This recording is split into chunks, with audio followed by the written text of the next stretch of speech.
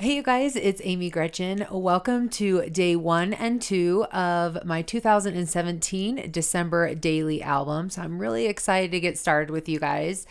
So the first thing that I wanted to show you is I printed right onto these transparency film. This is specifically for toner paper. And the reason why I used the one for toner paper is because I want to add some foil on top of it. Haven't done this yet.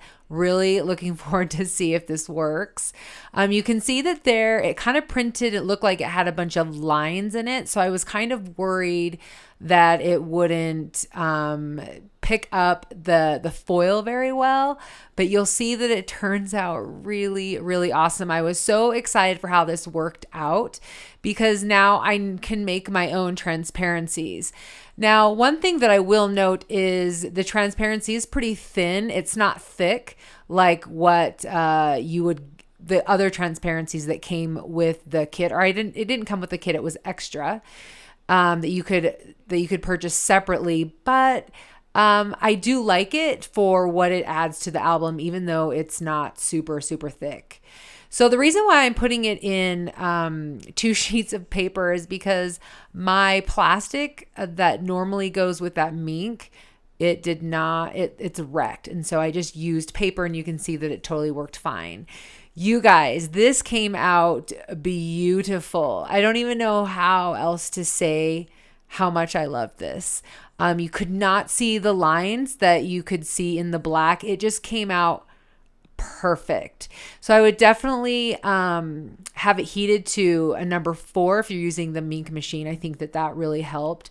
Also, I wanted to add, when I put it through the laser, when it went through the laser, it didn't melt the plastic, but it warped it slightly. And by putting it through the Minc machine, it flattened right out. I don't know, you guys, I am in love. Like, now I'm thinking of all these different kinds of ways that I can make transparencies. So this, A Thrill of Hope, A Weary World Rejoices, which I think actually is supposed to be The Weary World, but I did it wrong, if that's the way it is. I like the way it is because it fits perfectly.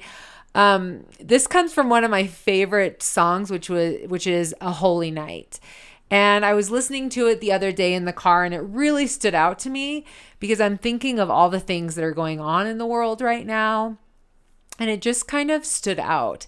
And I wanted it to add that to a part of my album. And right now, as I'm working on my album, I'm thinking that this is just going to be part of the start of my album. This is just going to be, it's not going to be like a day 1. It's just going to be kind of an opener. But as I started working at it, and I really started thinking about like A Thrill of Hope and A Weary World Rejoices, I had so December 1st was a pretty hard day for me. I had a lot going on trying to figure out my health insurance. If you saw my Instagram, you know what I'm talking about. But it was more than just that. There were several things on top of that. And it was just a hard day. And so the more I kept looking at that phrase, the more I kept thinking about my emotions and what was going on with me. And so I decided to make it day 1 instead of just being part of like the title or an opener. I knew that I wanted to have a large photo for day 1 because I already knew the photo that I was going to use. And so I needed a photo for the back. So I decided to take this picture of the cranberries, which you can see here. And then, like I said, the more that I started looking at it, the more I was like, no, this should be day 1, because what I wanted to write about what was going on right there in my heart. So I'm looking at this thinking, okay, I want to make this day 1. And how do I do my journaling? Because I've already printed out this photo and I'm low on ink and I didn't want to reprint it out again. So as I'm working through this, trying to figure out the numbers that I want to use, you can see that I kind of went through a few numbers. I knew that I wanted to add journaling somehow. And I got this idea that I would add the journaling in between these 2 photos, and it'd be a hidden journaling that you could pull out, which is great because it was a little bit, I don't want to say it was emotional. It's not something that I would necessarily hide, but it worked out that way that it was kind of hidden, and it was totally fine with me. So that is what I'm working towards right now, which is why I set the one photo aside and I'm cutting this photo out right now. One of the things that I wanted to let you be aware of when I'm trying to add two photos back to back, and you know, they're not always cut exactly the right size. I will always cut two sides flush with the photo, and then I will leave the other two sides with a little bit of white space so that when I put the photos together, then I can cut off just the two edges. So hopefully that makes sense. When I put them together, hopefully you'll see what I'm talking about.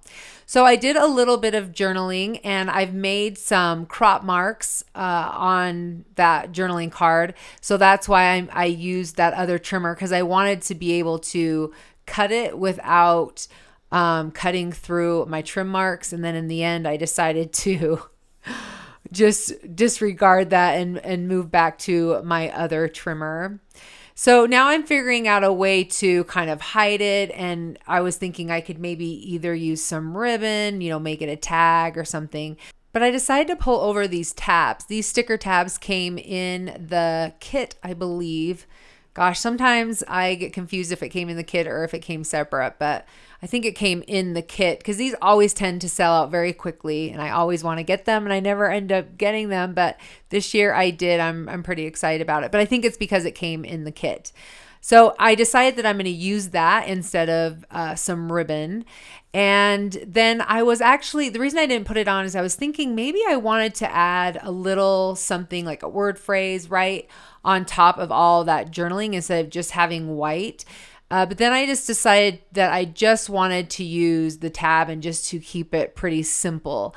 So I decided not to use those phrase stickers, and you can see that I'm just going to put on that tab, and I'm trying to figure out how I want it to sit, with the photo. So that's why I was kind of figuring it out there. Now, the reason why I'm backing this with some type paper is because I don't know if you could tell, it was probably really quick because obviously I've sped this up, but when I put the journaling behind the photo, you can see the journaling through it because it was white. So I needed to line the photo with something so that you couldn't see the journaling through. So I just used a text weight piece of paper, and it worked out really great. So you can't see the journaling through it. So now what I'm doing is, well, now I'm cutting off an edge because there was like a piece of that white sticking through. But what I am going to do right now is I am going to create a space for that journaling to sit, because I didn't want it to, like, I could have put adhesive around it, but if I put adhesive, it would get stuck, and I didn't want to do that. So I don't know if I do it right now. Right now, obviously, I'm going to be putting a date on the bottom, but I think I take a minute and I work on actually my day 2 photo before I start adhering anything together. Yeah, you can see that I took a little break there. I thought I did.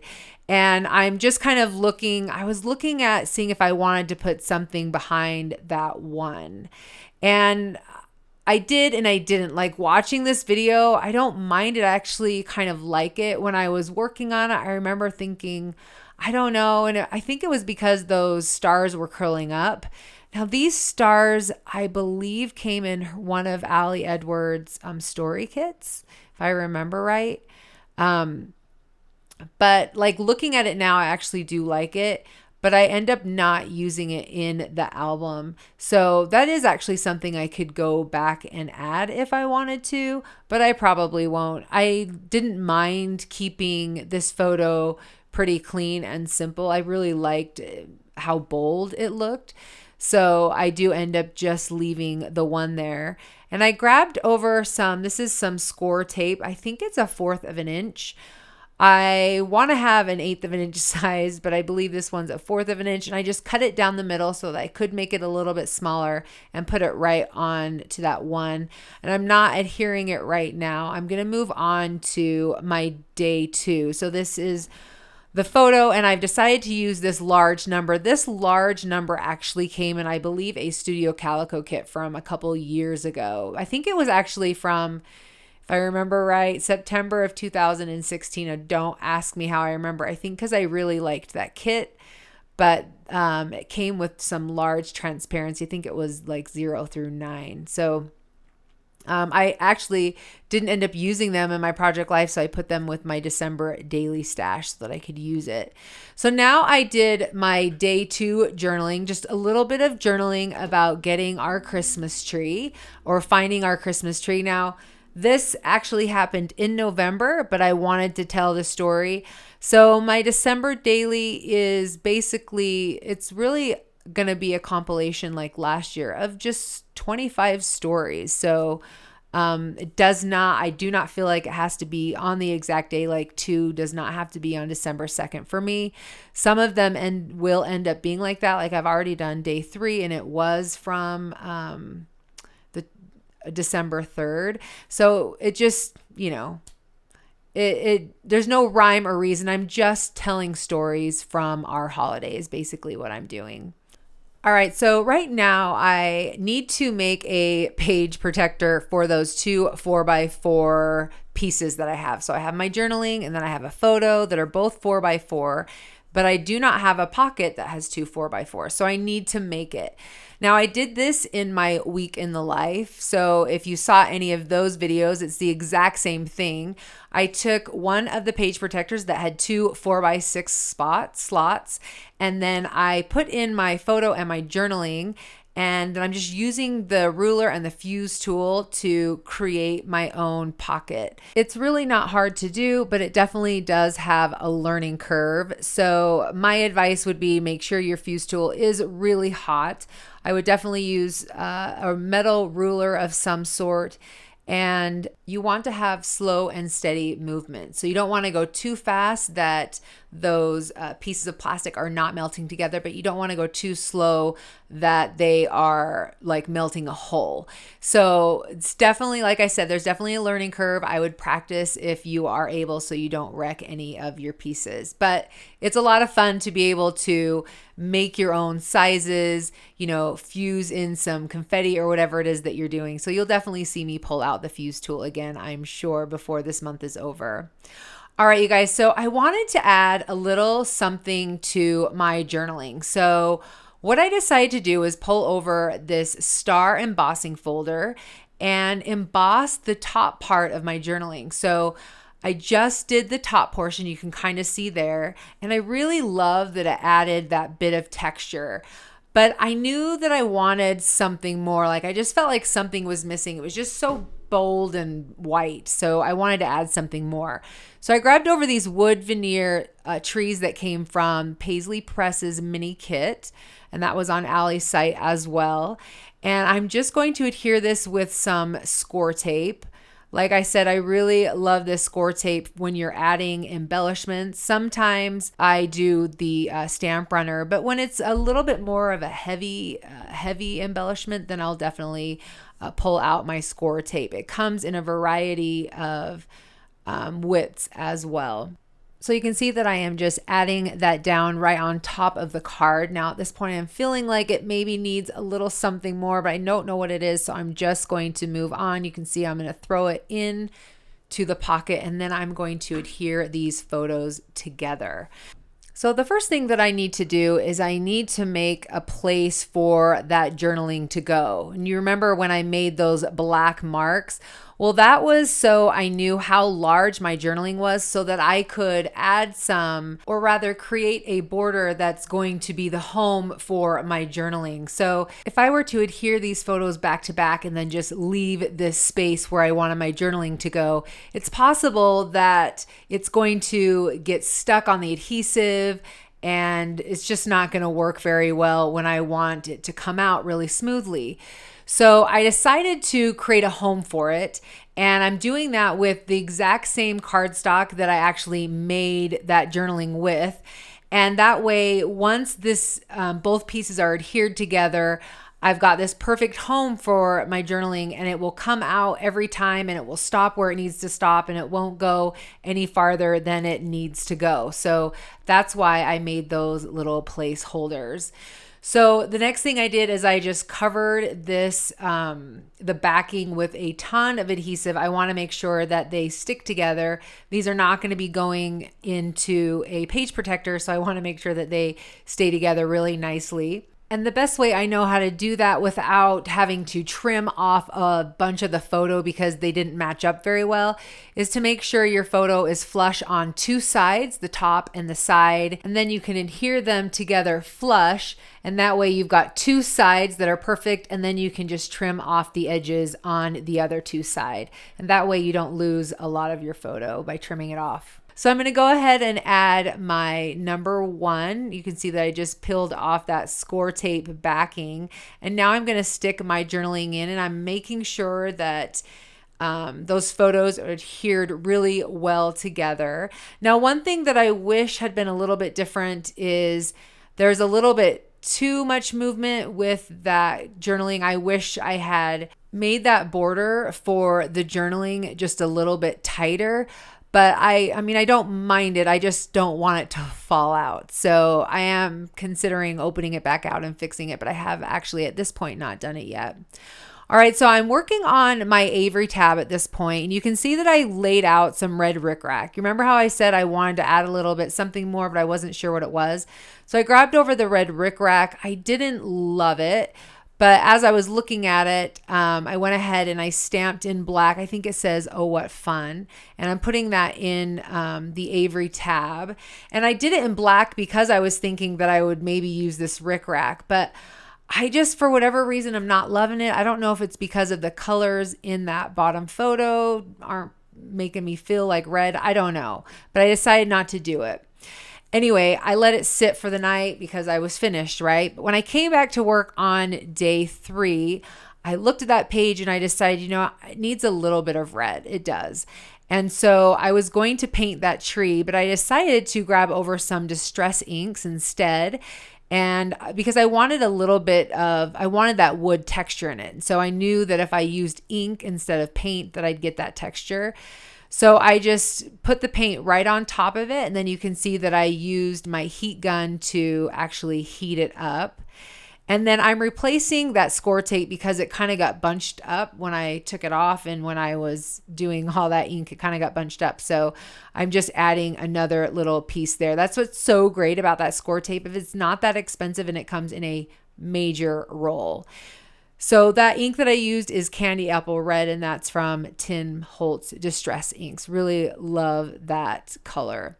So I like it so much more. It's just a little bit something more, but I think it adds a ton. And because I added red there, I wanted to add a little bit more red. I think if I was thinking about it, I would have used my Distress ink, but I just grabbed over the Well Red is the color from Studio Calico, and just used that instead. Like I said, I wish I had just used the Candy Apple Red because it would have matched more, but it's what I used, and honestly, you can't tell at all. It's not that big of a deal. So anyways, you guys, I am finished with day 1 and 2. I definitely feel like it was a little bit of a process, but I love, love, love the way it turned out. Anyway, you guys, thanks so much for being here. Really look forward to sharing the rest of my December daily album with you, and we will catch you in the next one. Bye.